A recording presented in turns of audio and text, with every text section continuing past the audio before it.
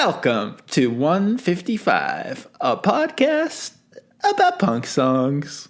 I'm Josiah Hughes, and I think I'm getting too good at introducing podcasts, which makes me want to be less good at it. And then there's just this kind of strange netherworld zone that I'm in when I talk now. And I'm Sam Sutherland, and this week we're talking about Supermodel by Jill Sobule, whose name I learned how to pronounce possibly 10 minutes ago. Did you actually look it up and figure it out? I had to watch several YouTube videos that were like Jill Sobule interview for someone to be like, and now I'm here with Jill Sobule. So you are here, good listeners, with Josiah, Sam, and Jill Sobule.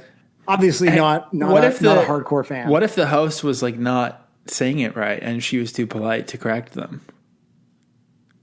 I watched at least 3 videos for that exact reason, knowing that some of these videos were not necessarily of the highest quality, and I imagined my own research process, back when I was making a lot of YouTube videos, and I would say from time to time I did not demonstrate adequate rigor when it came to not just pronunciation of names, pronunciation of words. So that's like up until this episode, probably. This is the very first episode that I've attempted to be professional.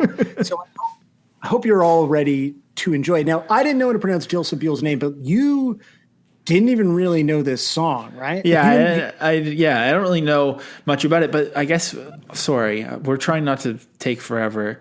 Maybe you're going to get to the music video for this in a second, but I think in the music video, she has a different last name as well. What? Yeah, not the actual music video. Like, she's credited to Jill. Is it Sobule? Jill Sobule? Sobule. Yeah, but also everyone says it very quickly, and this is Jill Sobule. Like none of them know how to say it, Because I thought it could be Sobule, maybe. Oh yeah, Sobule. Fancy about it. Yeah, have you watched the music Sobule video? Roll call. Have I watched the music video? Yeah, man, I prepared for this podcast. Okay, sick. Well, anyways, maybe we'll get to it later. But there's a section where her character's name is revealed, and it's not Jill Sobule.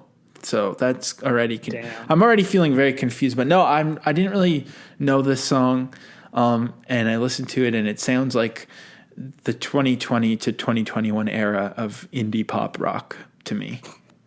Classic era. But you don't know this song because you all kind of don't have a relationship to Clueless, which seems kind of wild for the era in which we both grew up. Yeah, I watched it super late, and I didn't really.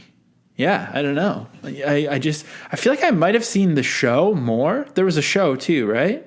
There was a show? That feels right. Yeah, because every movie got a show for a minute, Yeah, remember when there was animated series too? That was pretty tight.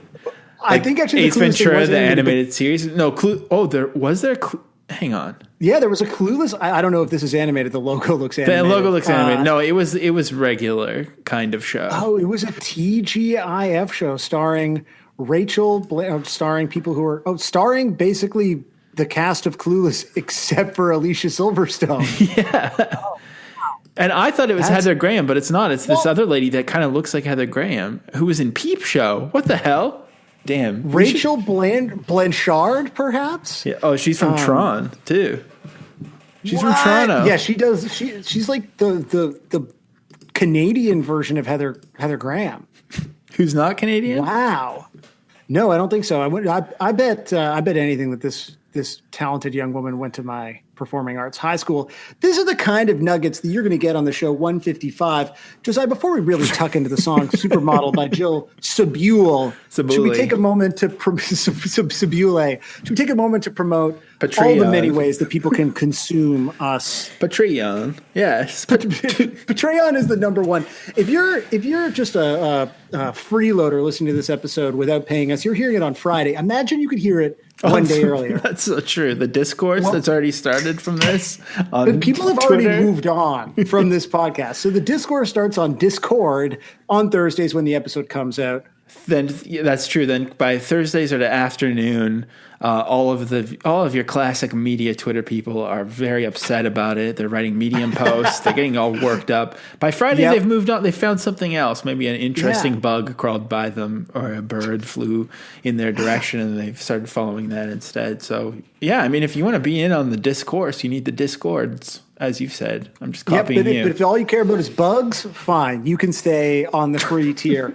Last week, we started doing a newsletter. So every Thursday, we've got a newsletter coming in now that has like crap from you and I, plus next week's song, which is the only way to record and submit a cover, because otherwise you would have no idea what the song is. So everything you're going to hear in this podcast submitted by people who listen to this podcast, which is incredibly sick, recorded in 72 hours, plus exclusives. So this week's exclusive, we dip back into an episode I wanted to do in the Blink-155 days. We talked about Travis Barker drum covers and really just Travis Barker in 2021.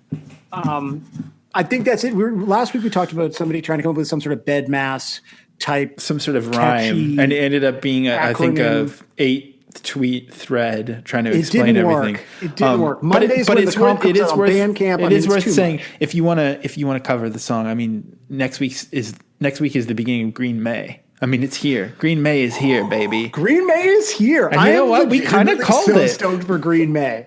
Green Day keeps doing press. Maybe they're promoting that tour they're doing, but I'm pretending that it's because they know about Green May and they're excited for 155. I love when these sorts of things happen, when you get a little bit of a nod from a celebrity that lets you know they're like still down with the culture. And I think that Billy Joe Armstrong appearing on like Colbert and every late show without watching any of these clips and having no idea what he's actually promoting, we can safely say he's promoting 155's Green May. I think so. I think that's what he's doing. And that is, of course, because he begged to come on the show and we said, no, thanks. We don't do guests anymore, buddy. No, after Theo from Gob, we were full up. There is no room. You had your chance. Yeah, he tried. He snoozed and he lost. He could have come on the old pod, didn't want to do it. But I am very excited to tuck into just like 4 or 5 straight weeks of. It's 4 weeks. Okay, I don't know how many weeks has May. And of course, one of those songs is a wild card pick from the Naish, again, something you get on the Patreon. So I think we've adequately promoted ourselves and begged for people's money. Would you say? I think so. Okay, so let's talk about this song. Jill Sobule did not write this song, which I didn't know until I started looking into it. She wrote every other song on the album this is from, and this was basically like placed by the music supervisor of Clueless. Is Clueless like a soundtrack movie? It must be. So I remember Clueless that CD being in like big time soundtrack. Car visor wallets or whatever, CD wallet. Yeah, totally.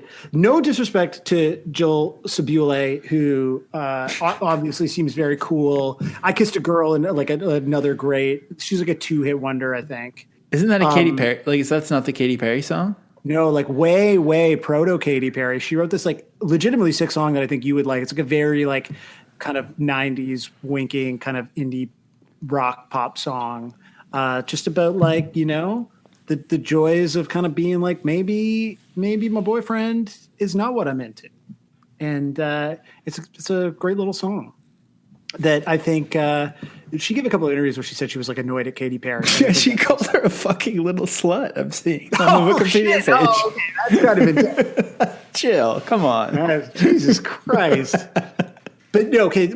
Most importantly, though, this is a big soundtrack song. There's 2 things that I really want to talk about here: soundtracks and the music supervisor for this film, who evidently is the one who paired Jill Sobule with basically like David and David is the songwriting team on this. And so they were like, they had kind of like 1 or 2 hits, but then they started writing for people. Like they co-wrote all the stuff on Tuesday Night Music Club, which is like the debut Sheryl Crow album.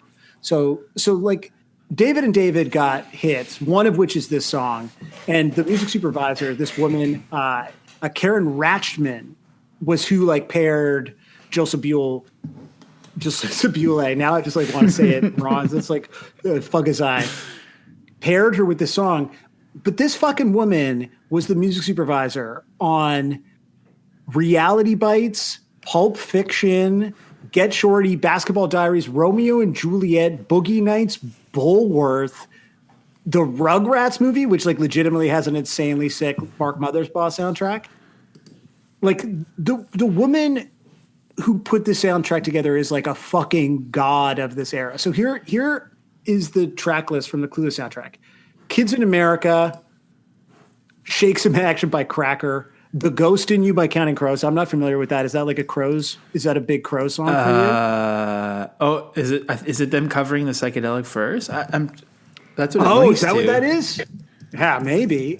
It's got Luscious Jackson. It's got World Party covering all the young dudes. It has fake plastic trees, which was just like an afterthought from the bands at that point. It's got Lightning Seed, Smoking Popes, Beastie Boys, Where Did You Go? Mighty Mighty Boss Tones, big party scene with that. Coolio rolling with the homies. It's got All Right by Supergrass, My Forgotten Favorite by Velocity Girl, and then Supermodel. This fucking soundtrack rocks so hard. It also, like, the movie has Just a Girl by No Doubt in it, which was like before Tragic Kingdom even came out, but then they were on different labels. Like, this came out on one label and No Doubt were signed to another label or whatever. So that's not on the soundtrack, but like that's the universe of this movie, which is fucking insane. I think the movie also has David Bowie in it too. Like isn't there like an incest thing in the movie?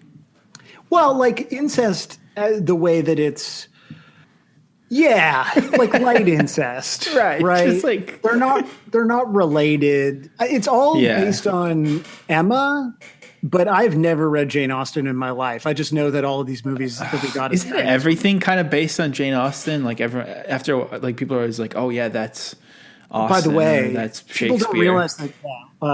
People don't realize that this podcast is Shakespeare. Actually, exactly. We've just been doing Romeo no one and ever Juliet. Acknowledges that, like Larry Clark was just trying to remake, Pride and Prejudice. Or I guess I want to pause you right here because I appreciate the enthusiasm. I already forget how the song goes, but I'm excited to know it like the back of know it like how I know how to pronounce Sorbulé by the end of the episode. I guess I'm just curious, only because I feel like I need to ask on behalf of those who aren't here, who are maybe here because they like us as a crass podcast. Is this a punk song in your mind? Right.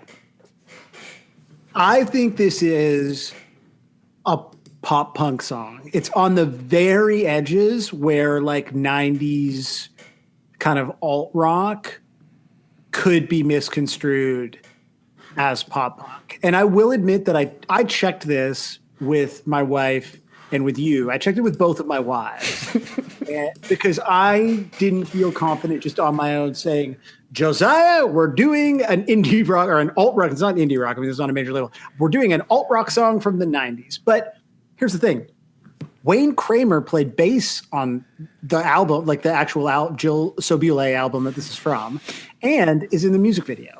So if you are the kind of person that thinks that the MC5 are like, the fountainhead of all punk rock, then this, yes, is a punk song because of the presence of Wayne Kramer, if nothing else. What do you think? Interesting. Wow, that's kind of proto Kelly Clarkson working with Mike Watt in a way too. It kind of is, right? Like, and you don't even, it's not a thing. Like when you Google like Wayne Kramer, Jill Sobule, Supermodel, it shows up as like a Facebook post from her from a few years ago where she's like, wow, it was so much fun to have Wayne on this shoot. And then he's like buried in the Wikipedia page for the album as like one of the instrumentalists that he played bass on it. But like what's crazy is I actually evidently really like the song.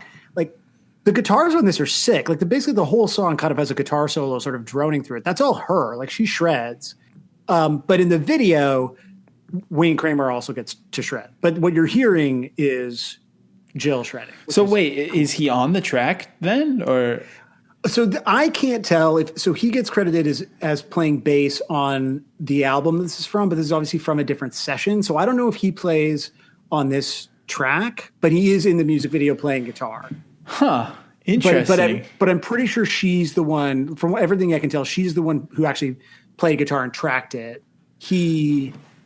He's just sort of there to like be cool there's something interesting to me to think about, like the song. I mean, I don't want to give it away so early in the life of this podcast, but I'm pretty sure what I'm working towards is this universal theory that everything is a punk song eventually.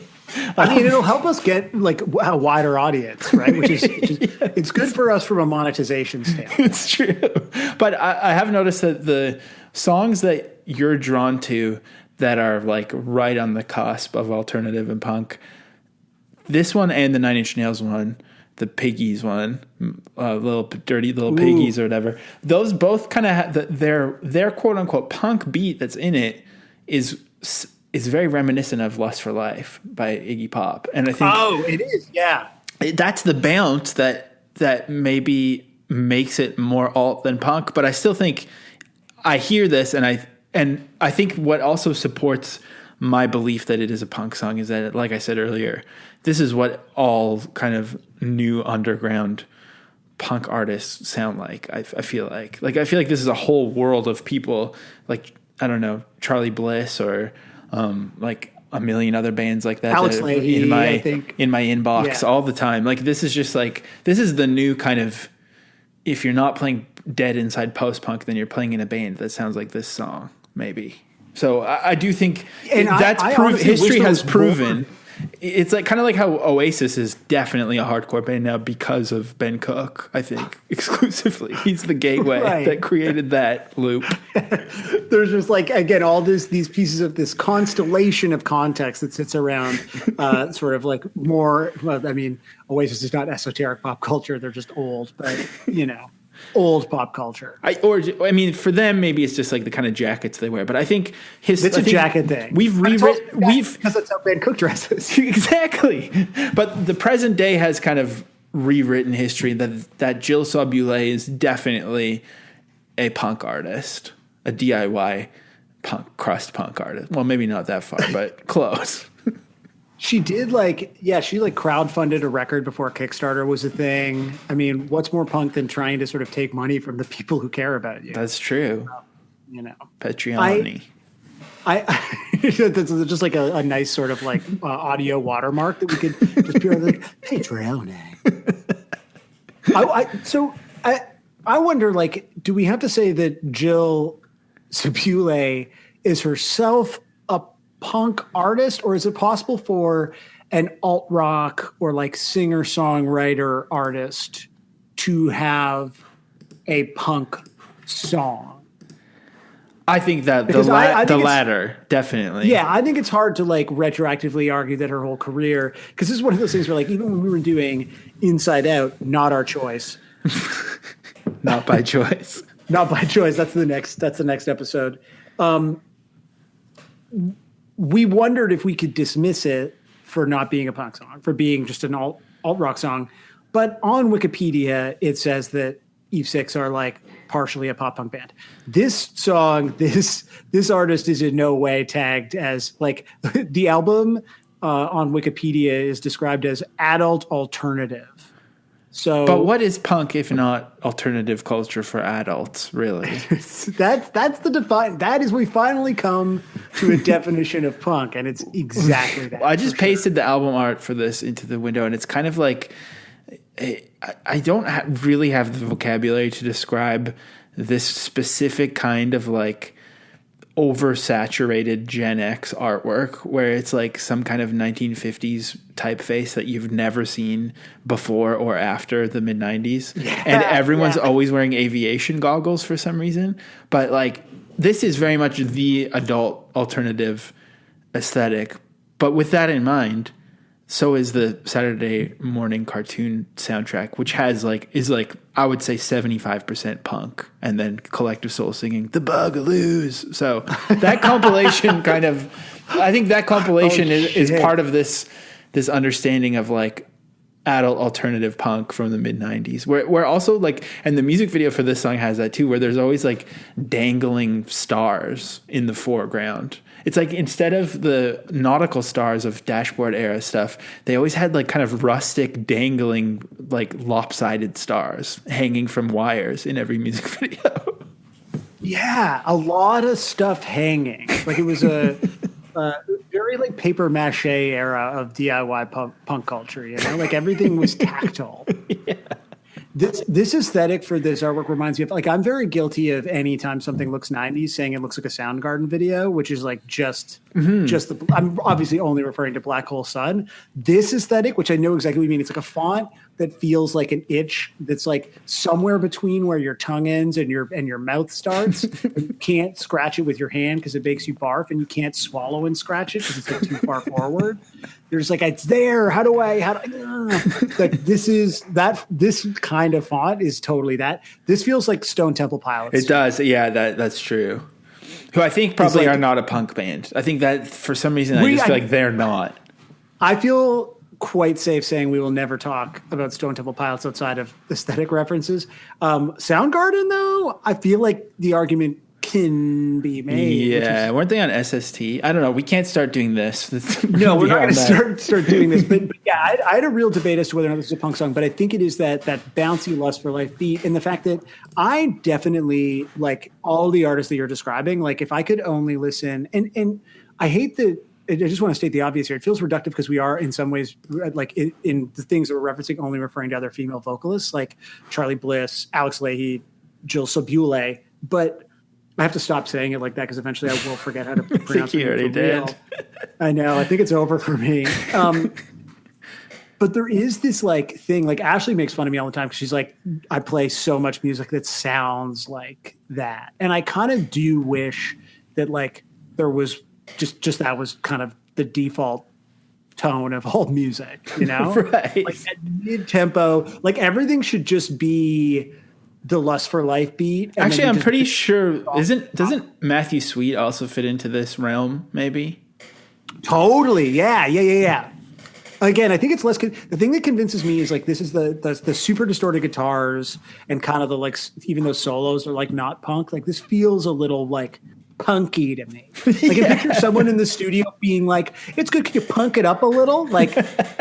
Someone somewhere, maybe it was just the bass player, was told to punk it up, and that energy comes through for me. Yeah, that's fair. I'm with you completely. But I think it's so funny that you don't remember how the song goes, and maybe it's because like I have seen Clueless quite a bit. Like recently, we had the 20th anniversary of Clueless, so there was like so many think pieces. I've been watching a lot of Racer Trash.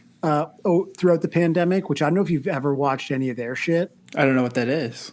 It's like this like remix collective, and they do what I would indelicately describe as just like insane stoner remixes of like entire films. Okay. And because it's all quite illegal, you know, they can't really promote things in advance, but like an hour before you'll be on Instagram and they'll be like, okay, we're going to do like the Super Mario Brothers. They recently did Vertigo, and they're like literally like complete film kind of constructions, like 80 different, you know, directors, editors will sort of take chunks of the movie and kind of recontextualize them, but it's all like very, very wavy, and they'll like put in new music and stuff. It's like, I think you would either think it's like the sickest thing in the world or the most stoner, like you would be very alienated by it because it's like too aggressively stonery. Like recently they did a thing for 420 called Jazz Ass, and it's like recontextualized Jackass but just with jazz music, and even I had to turn it off after a while. Like I was like there's not enough weed in my house right now. I think I like that kind of stuff that makes me feel high without needing to partake, you know? Right. Okay. Well, good. Next time it's going. So they did this in like their Clueless remix is like absolutely incredible. So like Clueless is like never far from my mind. So I feel like I know this song so well. So it's funny to me that this didn't like fucking jab into you. I mostly think of Clueless at this point as being like just like really, really good logo that has been used to death. Like I know the very, very sick streetwear / skatewear brand Alzheimer's, who I respect so much because they did like a Billy Madison hat and they did the Kratik hat and stuff. And Sarah just got the Neverending Story hat that they just dropped. And they've done a whole line of Clueless stuff even more recently, where I was kind of like, I'm sick of seeing the Clueless logo. Do more Adam Sandler shit instead. But, you know, it's kind of like, it's on that wave of like, it just represents a specific kind of 90s culture that I think has maybe bled into like, e-girl culture maybe a little bit, but like in an indie way. I don't know. Maybe I'm wrong. Maybe I'm old. No, I mean, I think it's, you know, Clueless is up there with like, I would say other relics of that era, like Back to the Future, that are fundamentally very good, but and involve incest. And involve incest, have great incest plots. I mean, the incest plot in Back to the Future is real. That's one that I rewatching as an adult. I was like, I did not pick this up so much as a kid. Like I don't remember being 10 and being like his mom is trying to fuck him. But Listen, Cher isn't trying to fuck her mom. She's just trying to fuck her brother, Paul Rudd. And who can blame either of them? Having Paul Rudd as a brother would be a real temptation. That's it. I think we all have to admit that we would fuck our brother, Paul Rudd, given half the chance. But I think that this is one of those things that is like over referenced, and it's over referenced maybe by different people that are like kind of slowly killing Back to the Future sort of bit by bit. But I kind of think it's the same like mining of like what is effectively like a very perfect sort of time capsule of a moment of popular culture for like all of its usable parts. Like, like we're pulling the fucking copper wiring out of Clueless. Yeah, true. But I do want to ask, like, because I kind of want to address this as a bit of the elephant in the room, because something this song has been criticized for is the sort of, it's this kind of tongue in cheek, like apparently the one guy, David Barrowald, who's one of the Davids who co-wrote it, was like, I don't know how to write from the perspective of a teenage girl. So he just like read a lot of Sassy magazine, which is like very much shades of how Serial Joe wrote their songs, which we've discussed at length before. Like that's kind of cringy. And again, if you look at the Jill Sobule album, she writes all of her songs, and this is the only song that she doesn't have a co-write on. They've like retroactively added a co-writing credit, but if you read old interviews with her, it's very clear that she like didn't get the credit on this, because the only thing she got to add to the song is the spoken word part in the middle that is like sort of a joke, depending on the angle that you're looking at it from, about eating disorders. Did that jump out at you? Because in listening to it a couple of weeks ago, which is how it got in my head that I wanted to do it for the show, I was like, that part's weird. That part doesn't feel like it's aged super well, and I can't even imagine how well it went over at the time. Did that jump out at you as being like weird? I didn't notice it at all, because I only listened once, and sometimes I wonder, should I start listening to them more than once? But I also think it's fun to only hear once. It seems like, looking at Genius, she has spoken about struggling with eating disorders before, which makes it, yeah, I don't know. I think that is like, I think it's meant to be sardonic, but in the Gen X way of like going way too far and not really worrying about, like, taking no prisoners, maybe in a bad way, where people might be super bummed out about this if they heard it. Yeah. And I think so she has spoken a lot about it, because it's like, this is the thing that people are like, ooh, because the whole thing is like just the sarcastic, like, I wish I was like Tori Spelling with a car like hers and a dad like hers. And again, this is all being written by a guy. True, though. Like, also true. That is true. To be married to Dean, to have a book called like Notorious, or like whatever her books are called, her grocery store books. I love Tori Spelling, because we used to. I'm not shocked to hear that that's your take on Tori. I don't have a Tori Spelling take, but I'm grateful that you do. And it's why we're such a good pair. When we first moved to Calgary, our whole vibe was we would go to Tubby Dog every week and watch like 2 old episodes of the old 90210 and then watch the new episode of the reboot. And so I really came to love Tori Spelling just for how clearly her dad ran the show. And that's why she was there. I mean, it's so sick. Wait, so that's real? Yeah. Oh, yeah. Because her dad's like a huge producer. I'm pretty sure her dad like added her into 90210. I'm pretty sure. Oh, so that's the joke. Yeah. Like it's a real reference. It's a real reference because her dad is, wow. Yeah. Aaron Spelling. He's like a huge TV producer. He did Melrose Place, Beverly Hills, Seventh Heaven, The Love Boat, Charmed. Like he was like the dude. Holy shit. So I think I don't know if it's, I haven't obviously checked, because if I had known we would get to talk about Tori Spelling this week, I would have checked. You would have prepared. I do think it was like kind of kind of like if you say Richard Gere, some people in the 90s would think of a certain thing. I think Tori Spelling was synonymous with like nepotism. Oh shit. Cause yeah, I never watched those shows. I feel like I watched Dawson's Creek, but you should. Honestly, you should watch the original 90210 now. It's so sick. Maybe I will. That's how I'll know that the pandemic has been too long, when I'm fucking into the OG 90210 or Melrose Place or whatever. So the thing I should have zeroed in on that. The thing I zeroed in on is this spoken word part, which like it feels like kind of the whole song is dancing around, and then this like very expressly kind of addresses what was this like, the term that everyone used at the time, like for the way advertising was like quote unquote heroin chic, right? Right. And so Jill Sobule again is like spoken about sort of having an eating disorder for years when she was younger. added, like, her basically like addition to the song was I think in her mind was to amp up the sort of sardonic nature, to sort of say that, like, to really drive home the ad bustersness of, like, these are not the people you should aspire to be. Is this, I didn't eat today, or I didn't eat yesterday, I'm not going to eat today, I'm not going to eat tomorrow because I'm going to be a supermodel. And people have, I think for very, very understandable reasons, struggled with that as part of this song, especially because, like, Clueless basically kind of exists as, like, one of the amazing things about it is it's this, like, 90s teen movie about young women, and it's, like, sensitive to them and their point of view and their, like, value, right? It doesn't look down at any of its characters. And then this just, I think for a lot of people, kind of was, like, jarring. And again, I think she sort of addressed it, but I am, I'm kind of curious in the covers too to hear how people sort of tackled it, because that's something I saw from digging into it. But when I listened to it, I was like, oh yeah, they'd actually, like, literally made me wonder if I should not pick the song. Right?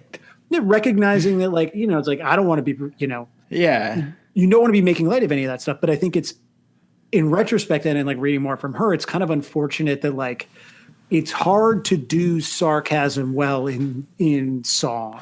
Well, especially, I think it's especially interesting that it's a co-write with two guys named Dave.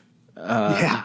That makes it weird that it's like they write these, like, little Tori Spelling jokes or whatever, and then she comes in and just drops this bomb that is, like, kind of that also was, like, a theme, I feel like, on TV shows in the 90s, like TV shows like 90210 and 90210 might have had it. Everyone should watch 90210. Yeah. But, like, that does make it quite a jarring tonal shift. But it's also funny to think about how, like, these things that are subversive just kind of get wrapped up in the mission. I mean, outside of that line, still sarcastically saying, I'm going to be a supermodel, I'm young, I'm hip, and so beautiful. Isn't that, like, what Clueless is kind of about, those kinds of people? So it's like that's the interesting, like, sweet and bitterness of Gen X-ness once it's wrapped up into this, like they're happy just to have the edge of sardonic adult alternative music, even if the message is kind of getting lost in the fact that it's just a nice sounding song on the soundtrack. A punk sounding song on the soundtrack. Yeah. You mean. But also, don't the lyrics, a very, very punk song. Don't the lyrics being sarcastic, I feel like this is a complete precursor to Nickelback Rockstar. Ooh. Where you're like, yeah, you're like, is that a punk song? There's got to be a Nickelback punk song that we can do one day. I mean, we'll get there. I think we just sort of normalize more and more ridiculous choices until eventually. Yeah, eventually we're just gonna be like, welcome to 155, a podcast about songs. Yeah, I mean, I think, just, like, really broadening our scope for that filthy portray on Lucra. I also think Nickelback Rockstar is down the same path as this, because it does. When I look at the Nickelback Rockstar lyrics, I have no clue what's meant to be ironic or sardonic and what's not. Like, it's completely neutral in what their stance is, because I think they do want to be rock stars, these guys. Yeah. Have I ever told you about this, like, a story that was filtered through somebody, but some people we knew who knew some people? Basically, this band was Chad Kroeger was producing them, and so they went to his house to, like, kind of show him the songs or whatever. And he entered, like, they're waiting in the lobby of his house. Have I told this story already on, like, one of our many podcasts? I don't know. Who cares? We can tell them again. Yeah, who cares? Chad Kroeger, like, comes out at the top of the stairs, on the second floor of his fucking mansion, right? And just sweeps with his arms, and he goes, all of this, one song. And it's impossible to discern from that whether he's saying all you need is one hit song and, like, all of this could be yours, right? There's an old A&R adage, right? 3.5 minutes could change your life. Or is he winking and letting you know that he knows that every Nickelback song kind of follows a standard formula? And he's like, you find one thing, and you just keep doing it, and these untold riches could be yours. And it was probably, how smart is Chad Kroeger? I think was it his mansion in Abbotsford? Because he still have a mansion in Abbotsford. I don't know which mansion it was. I didn't get the I didn't get it all. I wish this song had, like, a sort of spoken word part, like a separate from her, like spoken word narrator who could guide you, through it, just being like, tell him how you're going to be a supermodel, because that is the best part of of Rockstar is the idea that it's like narrated by someone in addition to having Chad Kroeger. Like, how many songs have narrators? It's like not enough. The contemporary pop, no. But there must be a lot of, I feel like I'm just not thinking of them right now. There must be a lot of songs along the lines of Supermodel and Rockstar that are like sardonically wanting to be something bigger, like, and then poking fun at it. Like, right. I don't know. Maybe even like the 90s had a lot of songs that were like about, being famous. Like, I feel like, again, this is like coming from a very Adbusters subscriber POV. Like, Jill Sabule was 34 when she sang this song. I don't know how old the Davids were, but I'm betting that like this like teenage anthem was written by like people whose average age had to be approaching or over 40. I love that there's a section that says, I would write my school report on why I love my jeans, why I love my jeans. I mean, that's sick. What kind of jeans were they? Well, I mean, you got to remember, this is pulled right from the pages of Sassy. So maybe that was like, that was super authentic. I want to know though, because again, this feels so soundtracky to me. Like, so like not even a song that exists outside of the world of this movie. There are other things on this soundtrack. Obviously Just a Girl, Mighty Mighty Boss Tones, like, but even like Rolling with the Homies, like that feels like that song kind of exists for the purposes of being in Clueless. What for you, what, like, cause you must, we all had these things. Did you have like a 90s soundtrack that like really was like the one to you? Cause for me, it was like this, the Romeo and Juliet soundtrack, which was again, also assembled by the fucking god, Karen Ratchman. Was there anything else that really like jumped out to you? Like, I remember the Spawn soundtrack, right? Because that was like the new metal version of the Judgment Night soundtrack. So it was just new metal bands. Oh yeah, and like big beat electronica DJs. I didn't have that one. Imagine if I said like, oh yeah, the Dead Man soundtrack, but Neil Young for Johnny. Like I had like the most pretentious answer. That'd be so sick.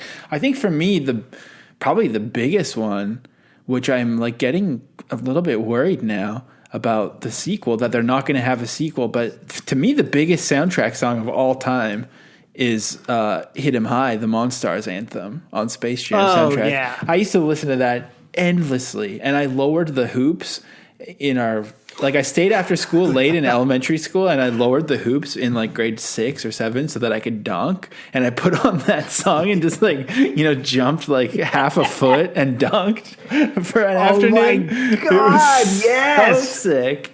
That was a huge one, but that I don't really think, maybe later on, having appeared on a Posse Cut, I can say that later on maybe it affected my real life musical taste, but I think at the time it was very separate, other than just like wishing that Bugs Bunny would be on more songs.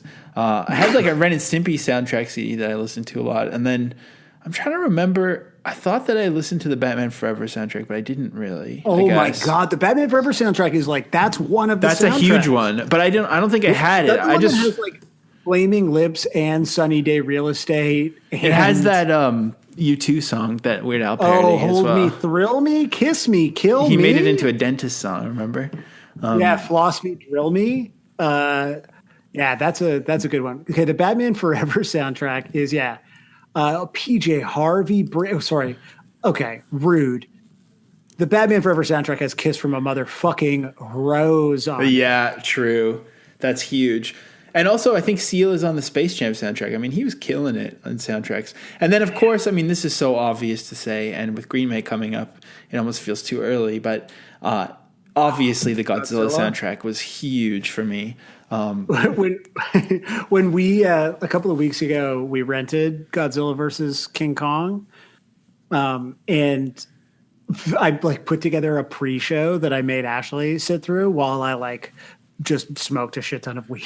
Pretty like it's like literally like I'm the worst husband in the world, but I was like, we have to watch the Come With Me video. It's like so insane. I guess there wasn't a video for the Brain Stew remix, but like my God, what an incredible sonic work that entire soundtrack is. But in particular, the Green Day remix is like an all-timer. Yeah, it's so good. And I'm just remembering that's kind of exactly what I was thinking about, because you keep talking about the Adbusters element of this, and then Rage Against the Machine, No Shelter being on Godzilla. Even in the wiki, it says it's a notable entry is No Shelter by Rage Against the Machine, in which a line in the lyrics of the song appears to criticize the film for distracting the public, saying Godzilla, pure motherfucking filler. It's so good. But like, I highly doubt that somebody was radicalized from hearing that between Jamiroquai and Ben Folds 5 and being like, damn, what am I doing? Some like 12-year-olds like, what am I doing with my life? I need to march. But even like, I think also thinking of the Clueless logo and thinking of like branding and Alzheimer's and shit like that is like, I feel like mostly what Adbusters taught me was that logos are really cool. And now I just like love looking at brands and logos. And I think the Nike swoosh is beautiful. So it really accidentally the wrong message, folks. I mean, they were literally like, logos are so iconic and sick that you should put them on everything. Yeah, like isn't it funny when the world has a logo on it and you're like, yeah, the world is branded as hell now. It's got an identity. Yeah, it looks so good. Like the corporate American flag, like I would love that. It's beautiful. Oh, that is a cool flag. That's like so cool. In terms of like fake parody American flags, I feel like there's like, I really love the Jeff Rosenstock kind of like weed rainbow 666 American flag is like legitimately insanely sick, but I do think that it is unfortunately a close second to the Adbusters every corporate logo replacing the stars. God, I'm gonna get that. I'm gonna buy one of those. You think you can get a replica of those? I was actually looking the other day, probably for the same reason, but I was just thinking of that while I was reading this sarcastic line in the song. I wrote my school report on why I love my jeans, and oh, my locker door, it's the coolest thing that you've ever seen. Like, I feel like in the 90s, it was everyone mocked people for, like, all I'm saying is it's not that unrealistic for someone to go to school and write about jeans now. Like, that's just like getting into branding and fashion and stuff. It's kind of not, the subversions in this song are kind of just normal now. Yeah, that's true. And where it's like, there's like, aspiring to sort of be in fashion is like, are we judging people for that as a vocation now? I did just send you a very important link, which is that not only can you get the Adbusters corporate flag, Adbusters will sell it to you. You can buy The History of America is not a story of rugged individuality and heroic personal sacrifice in pursuit of a dream. It is a story of democracy derailed, of a revolutionary spirit suppressed, and of a once proud people reduced to servitude. This notorious piece of protest art in the streets. Wave this notorious piece of protest art in the streets, then hang it on your wall.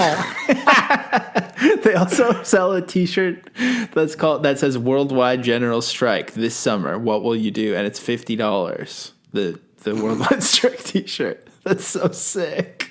That is so sick. They still sell the Black Spot sneakers too. Because I feel like that was marked down. Do you think there's a honey code for the Adbusters store? For sure. You just Google Adbusters discount code.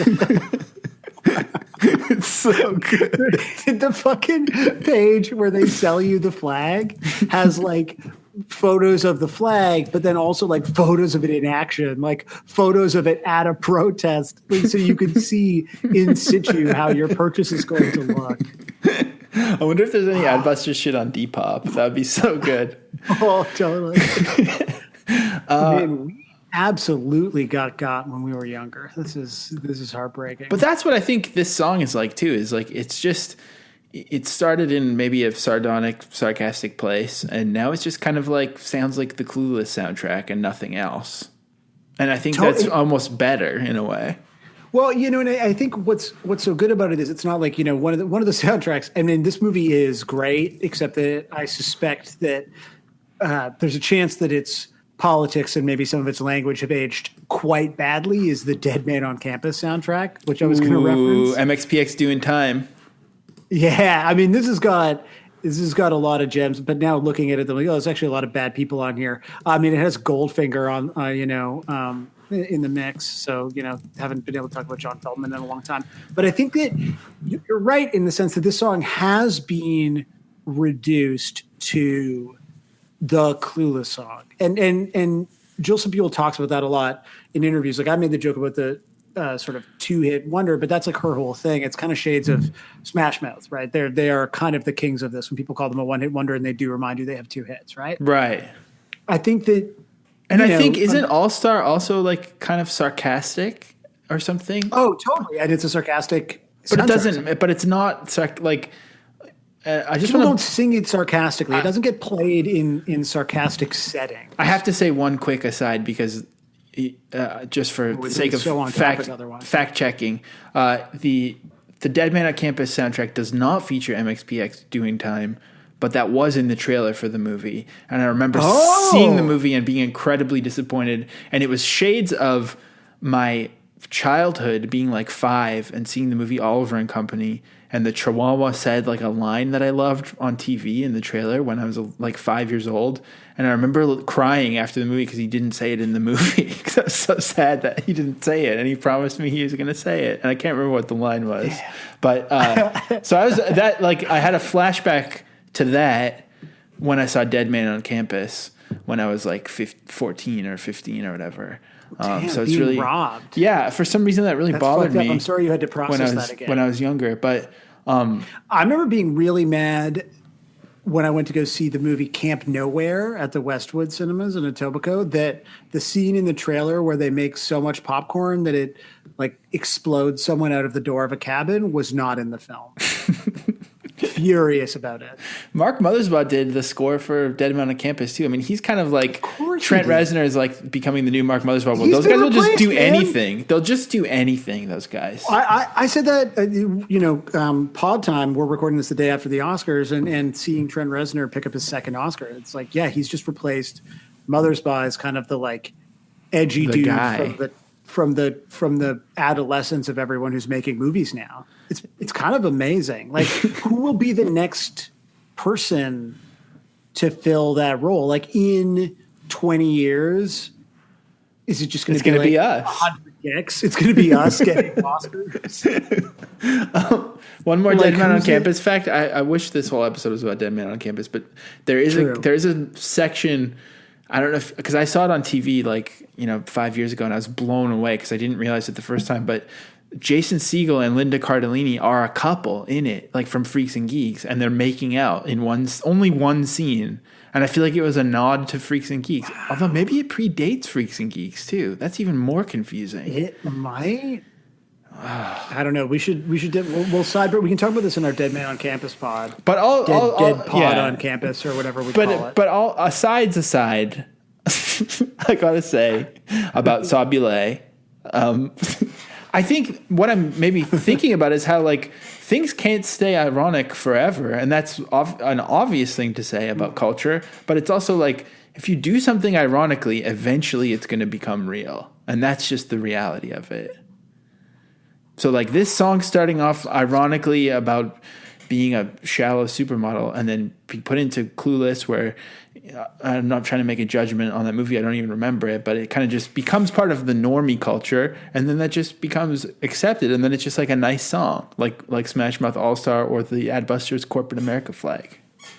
Yeah, I think, though, that this song in particular really benefits from being the Clueless song. Because, knowing that you don't necessarily have the same relationship with this movie that I do, and I suspect like some people maybe who listen to the show do, is that it's aged well, not just in the sense, again, that it's like funny and the jokes are still good and like Wallace Shawn is adorable. It's aged well in the sense that, I said this before, it really fundamentally respects the experience of like young women.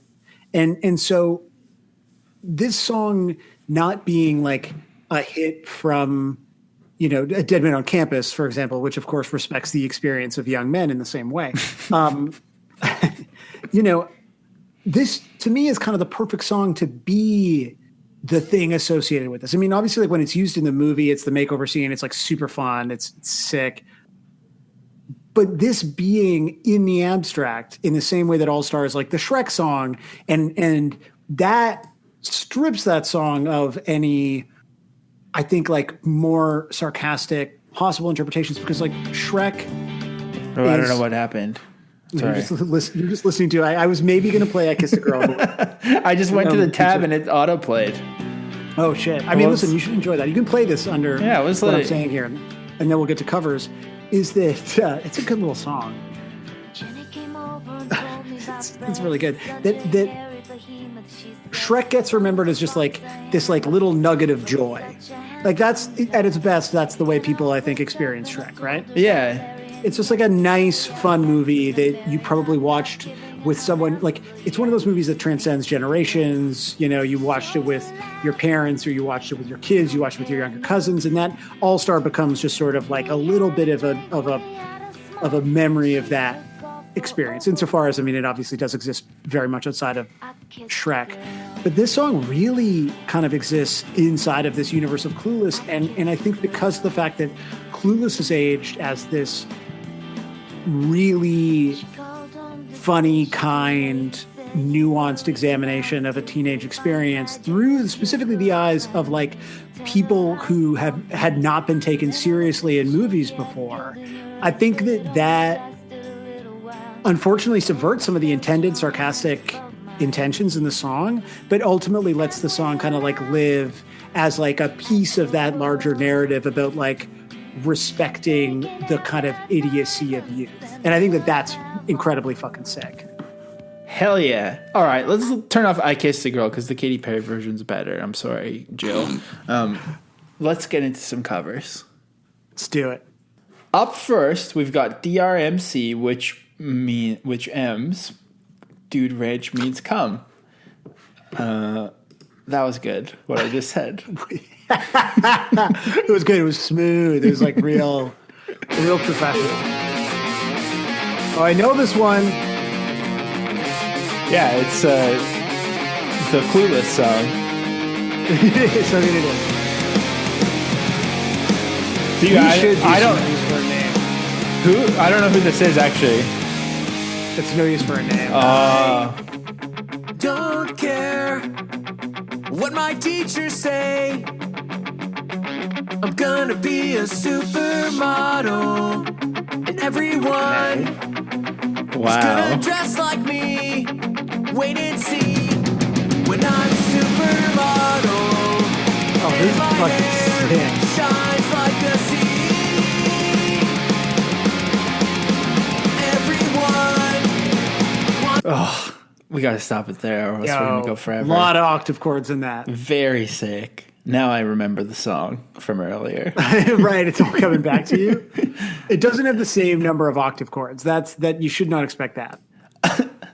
True. Okay, Todd Killings may be paying tribute to the soundtrack as a whole. This is the Supermodel Squirmel mix, but John, aka Todd, has written, there's some Mighty Mighty Boss Stones in there too. Let's go. Oh yeah.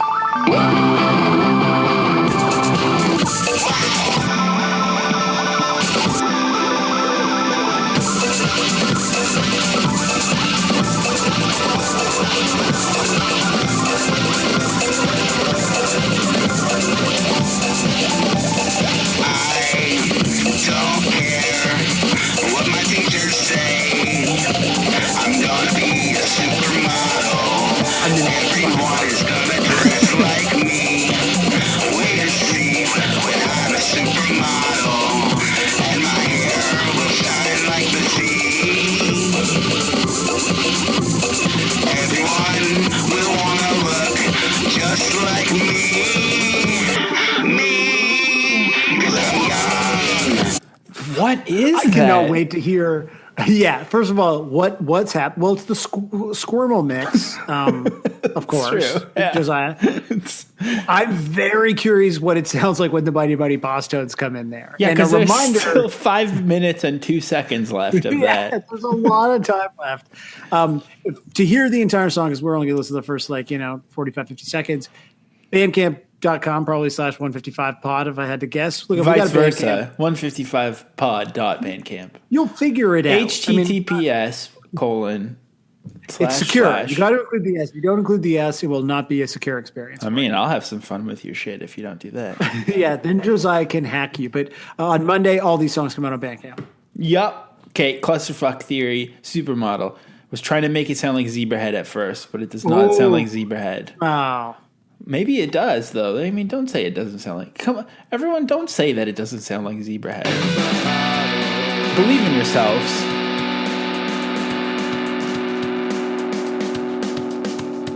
They've also asked us to start a little late in the song, so now I'm going to wonder if the entire first part sounds exactly like Zebrahead. I don't know Zebrahead well enough that...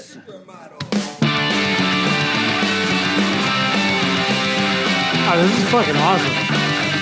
Zebrahead was like pop punk rap. Yeah, I know you talk about them a lot. We should probably do a Zebrahead song one day, too. We fucking should. There's too many songs. We should release a new episode every day. I think so. At least for Green Bay. Yes.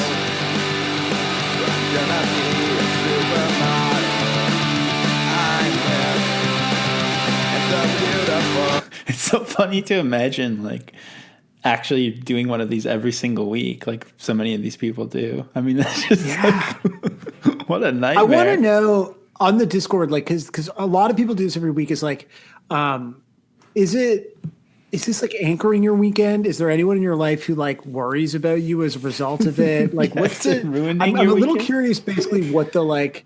You know, is this something that you do? I mean, like, look, a lot of us are like very alone. So is it, or like, are you alienating people around you? Sort of like, I want to know because I love it and I appreciate it.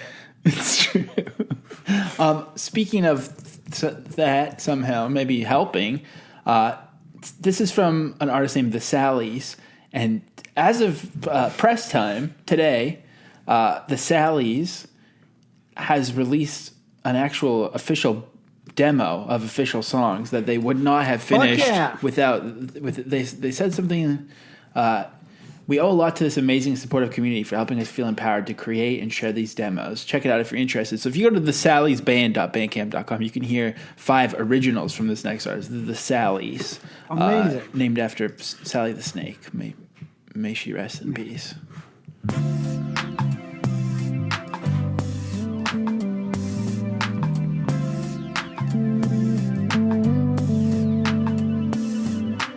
I don't care what my teachers say, I'm gonna be a supermodel someday. Everyone is gonna dress like me, wait and see. When I'm a supermodel, and my hair will shine like the sea. Fuck yes. Everyone wants to look like me, 'cause I'm young and I'm hip and I'm beautiful. Oh, come on now. 'Cause I'm young. Get the fuck out of here with that. Those angelic. Supermodel. It's the dun dun dun dun, dun like that vote. Like that's great. That's awesome. Also, there's some real real bass bass players in the nation. I'm starting to notice. It turns out it's a nation of bassists. It's true, which is good. A good thing. Regular Les Claypools out there. We've got a lot of bassism going on. You should keep going. We should keep going. Tender Hell, Supermodel, live vocals and guitar dedicated to Ern Estham. Let's go. Last week I said Tender Hell works at the National Music Center, but she actually works across the street at the Calgary Library, so When my teachers I'm so sorry. I'm gonna be a supermodel, and everyone is gonna dress like me. Wait and see. When I'm a supermodel, my hair will shine like the sea. This is fucked, man. Yeah, this is. And everyone There's this like little syncopated picking between the chords that is like so rhythmic. Yeah. Oh. It's like a Khaki King covering Supermodel like guitar vibe. That was fucking awesome. That was so sick. So good. Okay, Daddy Long Arms, Kazoo per model. Methinks. Oh, great. It does say you know what it is in here, so we almost don't even need to play it, but I think just... We do. Also, this is 3 minutes and 9 seconds, so like whatever it is, just know that they did the whole thing.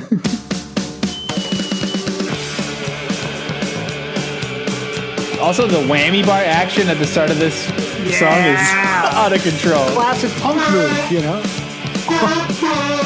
Okay, no, it's good.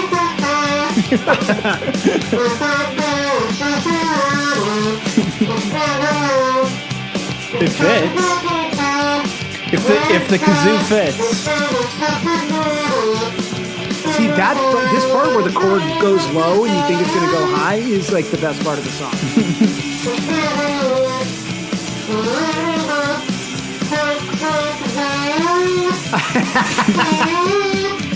I don't love that it's the whole song. I think it'd be annoying if it was just kazoo, but resting on top of the backing track, it's obviously still annoying, but in a different kind of nice way that I like. Oh my God. Yeah, no, it's like, again, when I think about my experience listening to this in a week when it comes out on Bandcamp, like I'm going to enjoy it. I'm going to laugh for a bit, and then I'm just going to kind of settle into it and be like, this is actually a nice vibe. I'm guessing you're going to laugh for a bit, and then around 1:35 to 2:10, you're going to feel annoyed, and then the last minute is going to be kind of euphoria. Okay, cool. I'll report back, everyone. Listen, I'll report back to Josiah and everyone else in the Discord on Monday as to sort of like my emotional state going through Supermodel. I'll do it in real time next Monday. I guess I was thinking of that like meme where it's like a bracket of time with things or whatever. Right. Like the joint. Did that start with the joint? Yeah, it started with the joint. Of that meme? Yeah, because early on, I feel like you got a real good just the joint crossed out. I was like, that's funny, man. Hell yeah. Well, I bet you, I'm surprised no one made those memes with the pod, but it probably would just be one big bracket that is like, what is it, like a full month of straight content, and the bracket would just be utter joy the whole time, or I don't know. Yeah, just loving it. What's the emotion? Just loving what is the emotional response to this project? Okay, so here's I will like live document my experience with Supermodel. I would love for everyone on Thursday when we're discording in the Discord to just let us know, like, maybe what's one word to describe your emotion when you listen to the pod. I would like to know everyone's one like word. Not just like one episode, like the whole as a whole.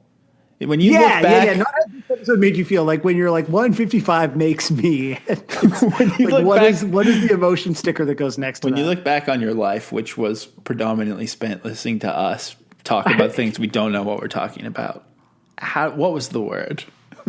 This is important. Speaking of, I barely remember what Shoes is referencing, but Shoes says he tried to include every instrument y'all mentioned on the app last week. Oh, you won't hear all of them. Really hard. It was like the Beck Tropicalia instrument I was trying to name, and then you. The worst thing about it is DRMC told me the instrument I was trying to name, and I was like, thank God it was on the tip of my tongue the whole time. Can't remember what it is. Yeah, I saw that, and I was like, I don't care. My brain's not going to register this. I'm just going to think of the Beck Tropicalia, ooh, ooh, ooh, ooh, ooh, like that weird wipey sound. Hopefully that's in here. Here's Shoes Robinson. Hopefully that thing's in there too.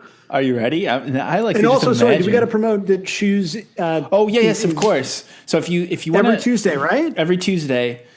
Is Shoes Day on our Twitch, and so maybe Shoes will explain what each of these instruments are called. And it's like, this is thorough. This is like, Shoes should be given the keys to the whole operation, I think, because he's really... Yeah, it's unfortunate that we run the pod. It really is, and yet that will never change. So here's Shoes Robinson. No, I want to make that very clear. We have an iron grip on the throne. This is my house. He does, it's got all the sounds! But of course it's like some dreamy... Yeah, of course he made it work. Piece of shit. Now I want to know, Shoes, do you have these instruments in your house, or are you sampling them?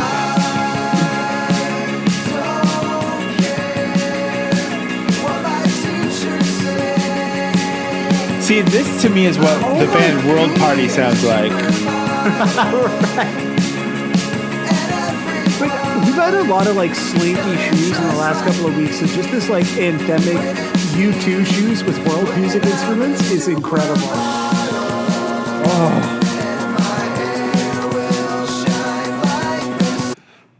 We have to stop it. I could go on forever with that. So if you're thinking that you want to submit a cover, it's been a long time since you recorded music. I mean, I feel like, once a week we're getting people who just like haven't recorded in a while. They're shaking off the dust. The Shoe stuff is like so great for people who are trying to like relearn or learn from scratch how to record music. Yeah, like he'll walk you through the during whole the pandemic. track. Like I've not recorded my own music like outside of a couple of demos in a long time, and like you and I both had pretty productive pandemics with a lot of pod music and stuff. And so if you're like looking for that, I think the shoot streams are great, and we always big up all the help people get on the Discord. But I just want to we're literally building a media network. We're building a media network right now, and you can get in on the ground floor, folks. We're looking for a rich idiot to give us billions of dollars, and I promise not to become racist. That's my promise. That's the Josiah promise. No matter how many rich idiot bucks we get, no racism. Sam's going to be the Gavin of our thing. Oh, I promise. Yeah. I won't be this quick. If I get rich enough, I will become racist. That's only one. Hey, only one way to find out. It's true. Fucking test me. See what happens. Supermodel. Love that wordplay. And this is my footy scarf cover. Me and the lads got proper mental in it, Gov, and keep the blue flag flying high. And keep burnt lands. This is the Supermodel.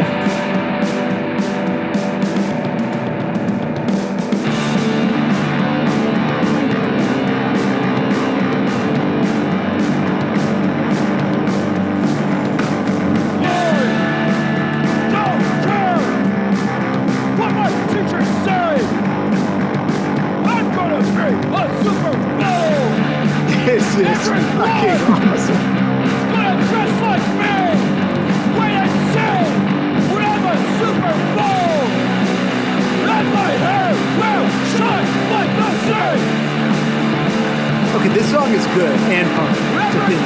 It definitely is.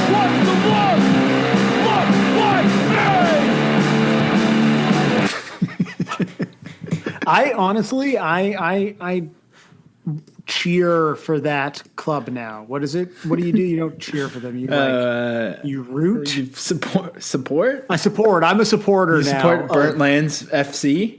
I'm a Burnt Lands FC supporter till I die, bruv. It would be cool. We should make footy scarves. I just want to go like merch crazy with this empire that we're building. It's so posery. Like if at least one of us liked fucking football, it would make sense. Well, I do like Oasis's jackets via Ben Cook, so that's enough. I think probably. I think that's you're totally there. I think it's permissible. Look I will say if Burnt Lands offers their permission, then you're good. Okay. I think that's who you need to go to. Yeah, I mean, I'm going to be racking up a big Ally Express bill if I make all the merch ideas I have, but I think I'm ready to do it. I like the idea because I believe it's AliExpress, but there's something very funny about you and I calling it the Ally Express. It's for allies. Allies only. Which of course I'm going to eventually be sort of kicked off as my wealth grows. Right. But what will be Sam's breaking point? Only one way to find out. Okay, I'll see you later. Stereotypical tape piece about beauty standards of the 1990s. Oh, here we go. Yes. I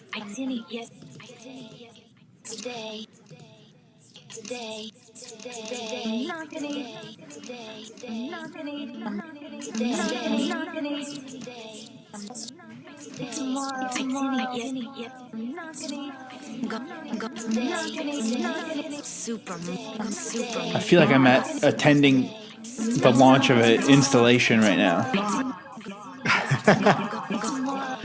I feel like I'm at Nuit Blanche, which is the only place that I experience art.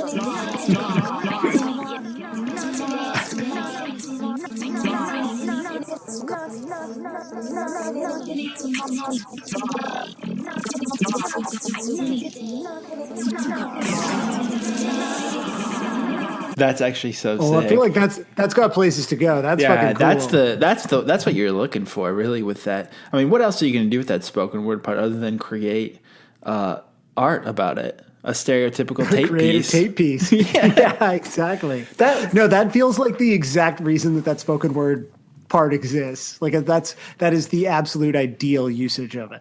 I also was just thinking more about what we were talking about Adbusters and the difficulty of kind of parsing sardonic things in this era. And it's like, doesn't Baz Luhrmann's "Don't forget to wear sunscreen" seem sarcastic, but I don't think it is? Like, I think that's kind of the first example of where you're like, I actually don't. It's like The Simpsons, "Are you being sarcastic, man? I don't know anymore." Like, is he being ironic when he says don't forget to wear sunscreen, or does he just really want you to wear it? I think he's just trying to be helpful. Yeah. You should wear sunscreen. But it's still like the rhetoric of that song is similar, feels similar to this. It's like feels tongue in cheek, but you don't know why. I don't know. Yeah. I mean, I think just because it was so earnestness when it's like spoken aloud and then just played on like adult alternative radio to call back to the true genre of the song is so direct as to feel like it can't be intended that way. You know? It's true. Like it's just like no one could have meant this to be this straight, possibly. All right, here's Wood Chips, who wants us to start later in the song and also says, I'm dumb, and the lyrics I looked up was wrong, so enjoy that. So I would love to know at what point you realized that. yeah, I mean, that's Sam, you're on Lyric Watch, because I've only really heard, mostly I know this song is a stereotypical tape piece now, so. Right, that's your... Whoa.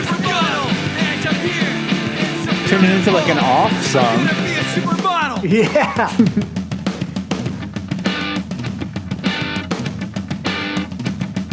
I didn't eat yesterday. I'm not gonna eat today. I'm not gonna eat tomorrow. Cause I'm gonna be a supermodel. Cause I'm young and I'm here and so beautiful. Keith Morris is in the building. Do you think they fucked up the lyrics before? And so that's why we started it later? Because Yeah. this is all... Maybe. I'm gonna be a supermodel. And I'm here and so beautiful. I'm gonna be a supermodel. As Fuck if. yeah. As if.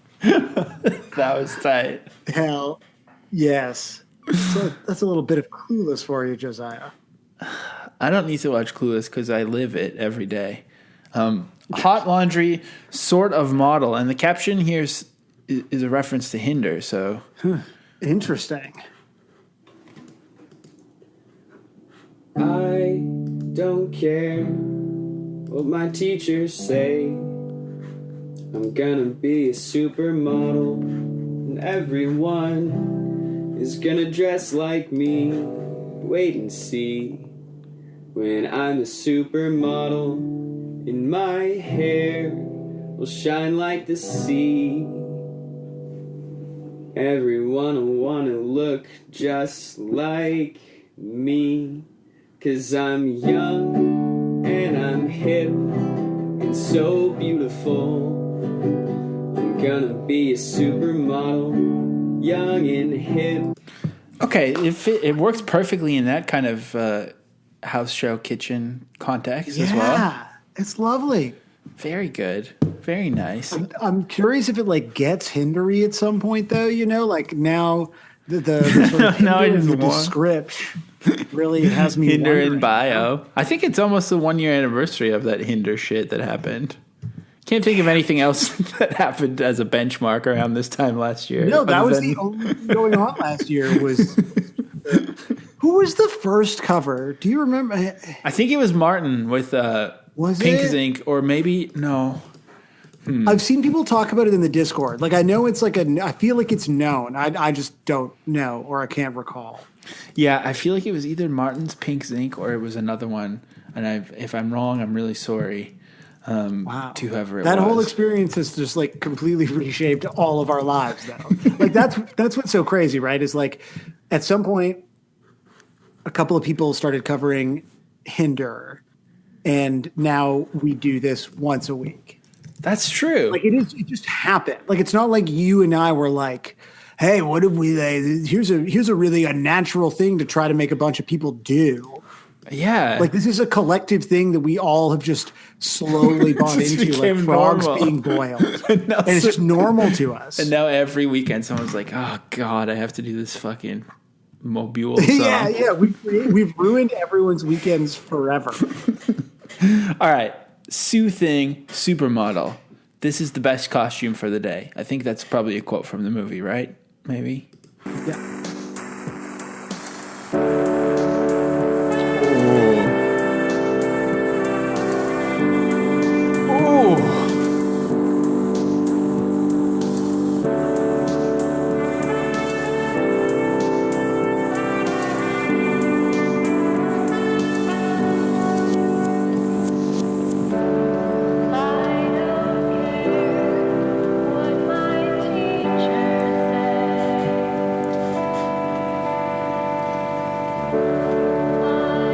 mean, I could just live inside this one. This is fucking awesome. There's so much. Is that rain sounds?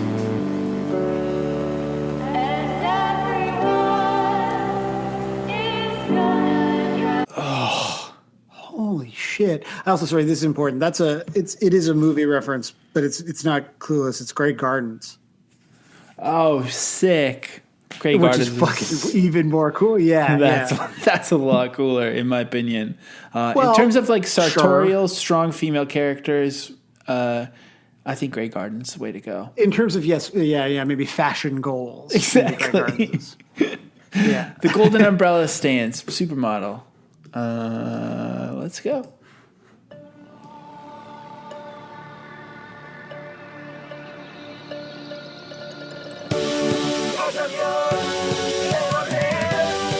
Yes.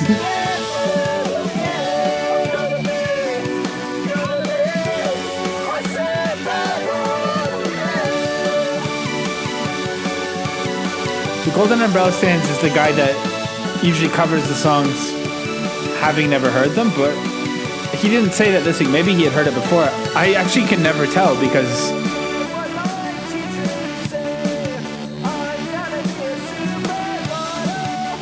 okay, I buy this more as like him having not listened to it, because I do feel like there have been times where it's like, they don't listen to it, but it kind of still sounds close. That does not sound close. that's true. It's kind of, I mean, I was thinking it did sound a little bit close sometimes, but it's because I don't remember the song still. Which is kind of an interesting experience, really, to be. Yeah, exactly. Just to have it, like, because by the end, you're like, what is canon to you? Like, what is the version of the song that you think people are covering? I know. I still think it might be Hinder Lips of an Angel, to be honest. Yeah, right. You're just like, none of this sounds that much like Hinder. That's weird. So Matthias Ayers, next, hasn't submitted a cover since February because all of his gear broke. And Wales has been in maximum lockdown, so I couldn't replace it. So I guess he's Welsh.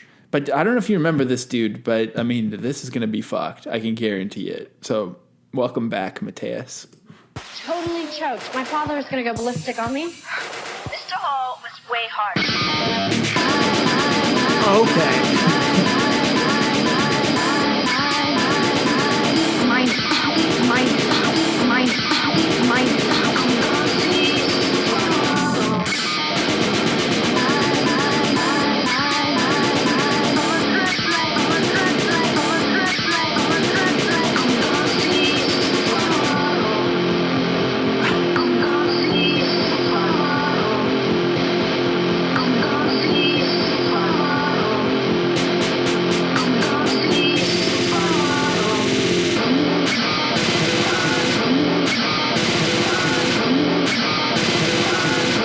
Like, what is the gear that broke in Wales that you had to go replace? It's like a hockey stick shaped guitar and then like a demonic drum machine or something.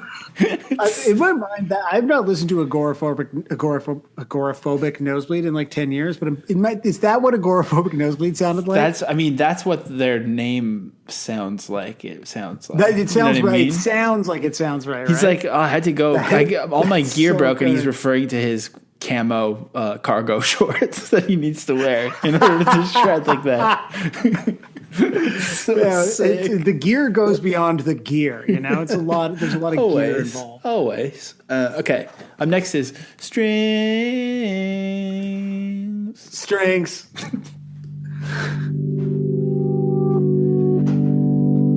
I don't care what my teacher said. No.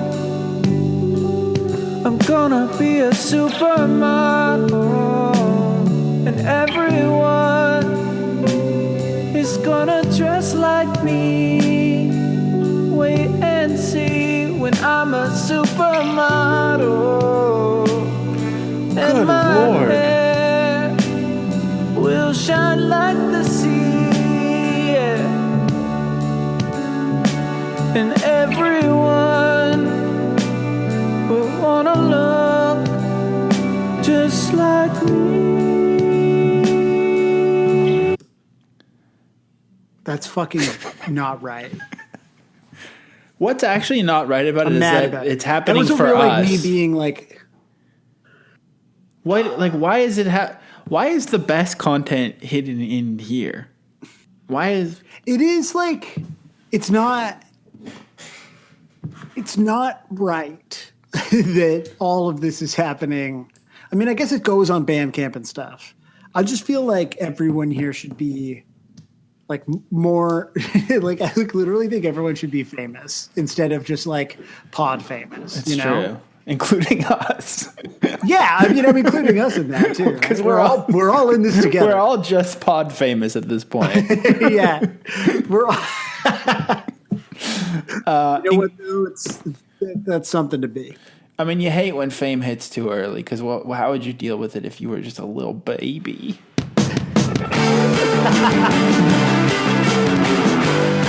Okay. Whoa.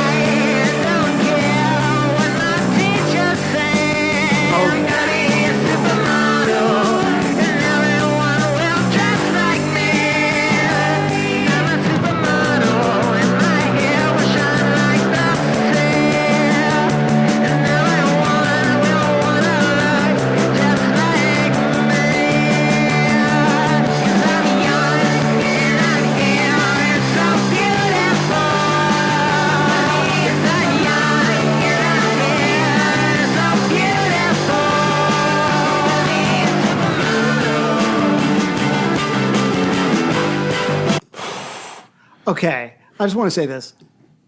There's a high bar, despite their small size as a baby. The Baby Tyler bar is like pretty fucking high. Like there is a consistency, like you know what I mean. Well, you got to baby proof that bar and keep it high so the baby doesn't. It's the only way to keep the baby safe. That might be my favorite Baby Tyler yet. It was already like the vibe. I loved the tempo. I loved it. Ooh, nice. And then that guitar thing that was just opening up as we stopped. Pretty fucked up. Yeah, that lead Pretty was fucked up. I don't think I've heard Baby Tyler open it up like that before. That was that was a newer opener, the baby.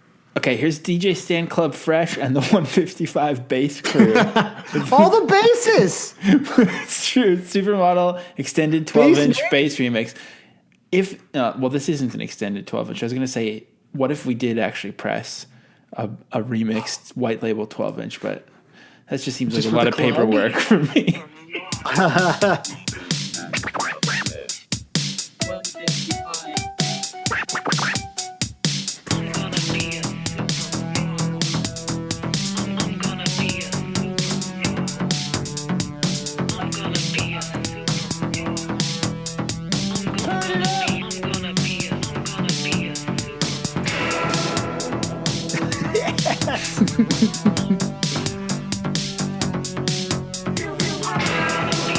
The stabs. The stab is so good. It would be kind of cool if we just had stabs on the pod sometimes. Oh, just like every 45 minutes of no sound effects and then just a stab. Yeah, just every once in a while. You're like, oh shit, they mean business. Is this the 12-inch of the episode? Am I at the club? That was sick. Thank you, DJ Stan Club and Fresh and your entire 155 bass crew. We appreciate getting the band back together. Okay, here's Teen Jazz who says, you fellas like to rock? I don't think I've done this genre yet, but I'm losing track at this point. Teen Jazz has touched many genres. Is it just going to be straight up rock, you think?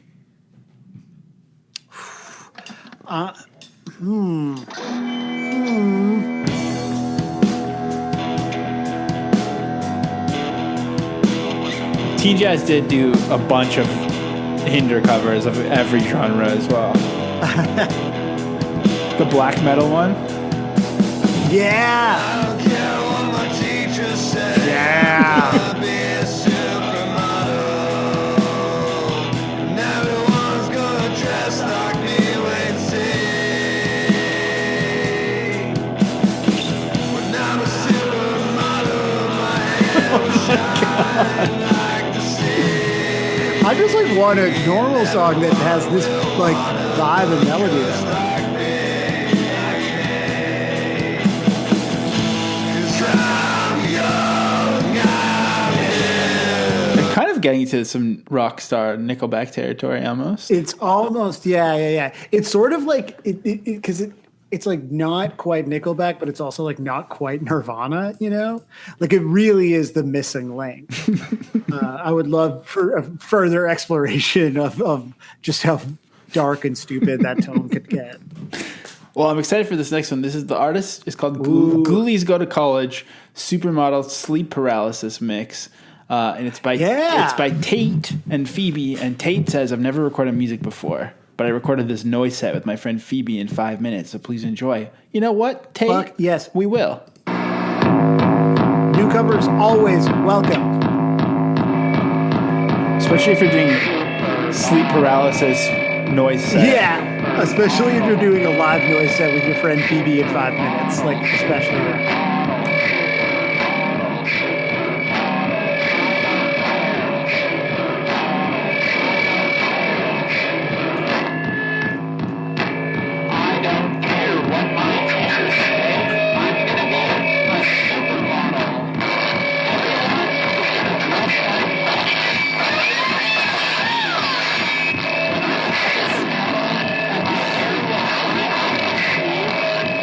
That is so sick.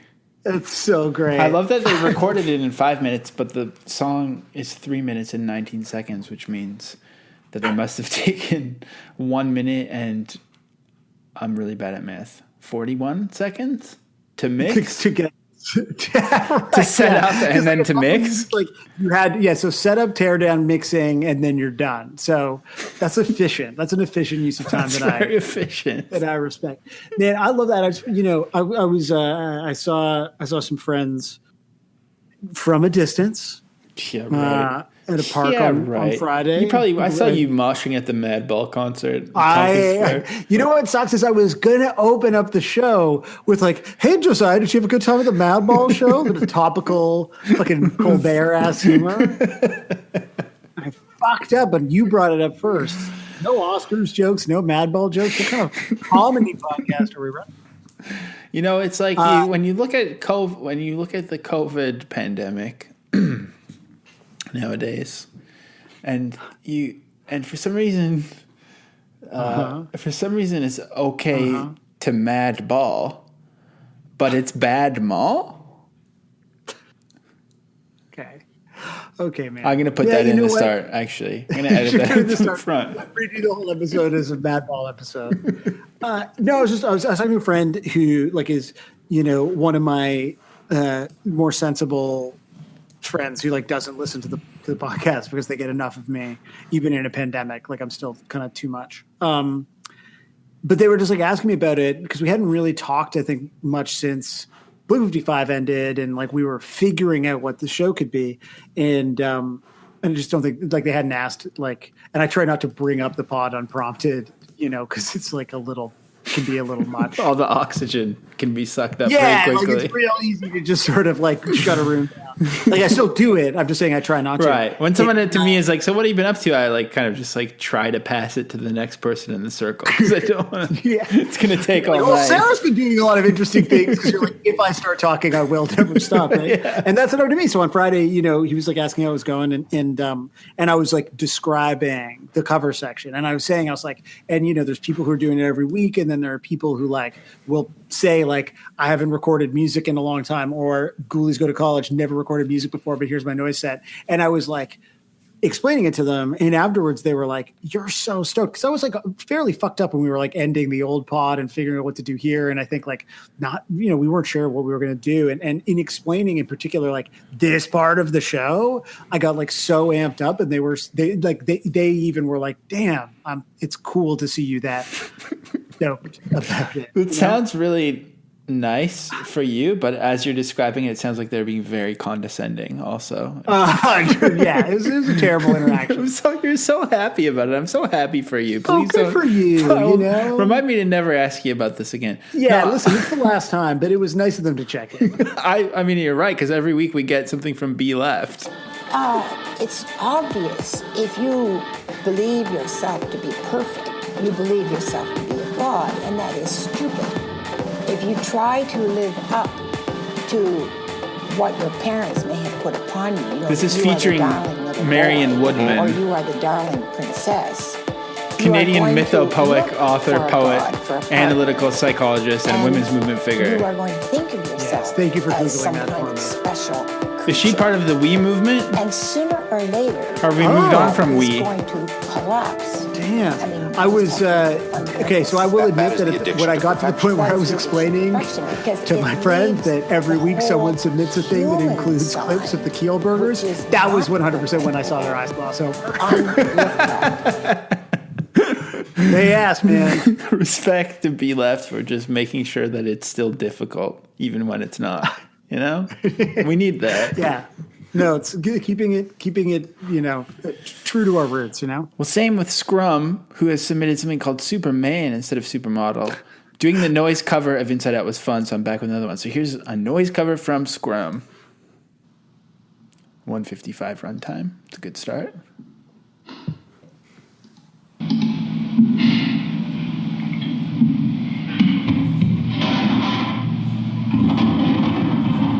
Going ahead and turning down the volume a little bit on my end here.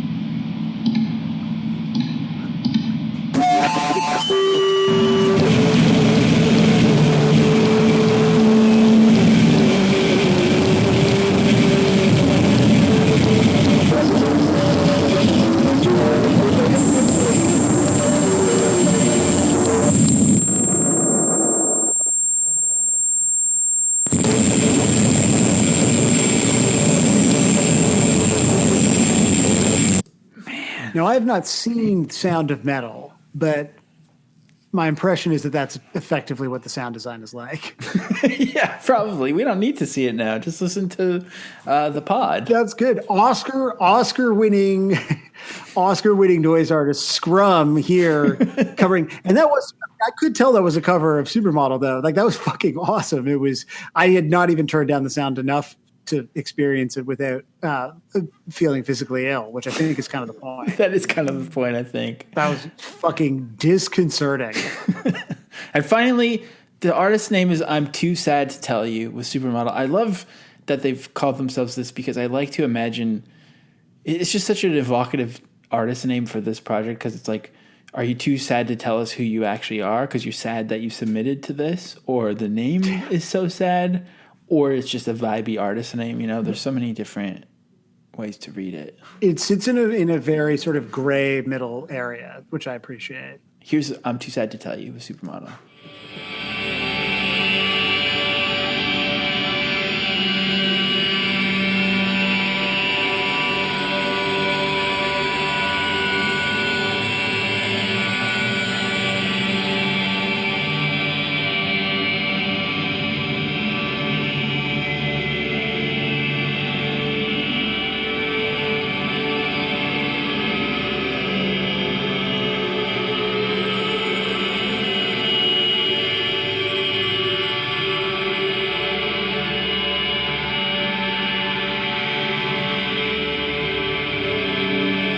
This is so nice. It's like I want, because I've been like everyone listening to more ambient music during the pandemic. I want an album of this because this is only like 2 minutes and 44 seconds. It's not like this is even like a 15-minute version of Supermodel. You want ambient? Like I want more of this. Ambient plays the hits. Yeah, exactly. I want pop ambient. I mean, that's literally a compilation. And that's Supermodel.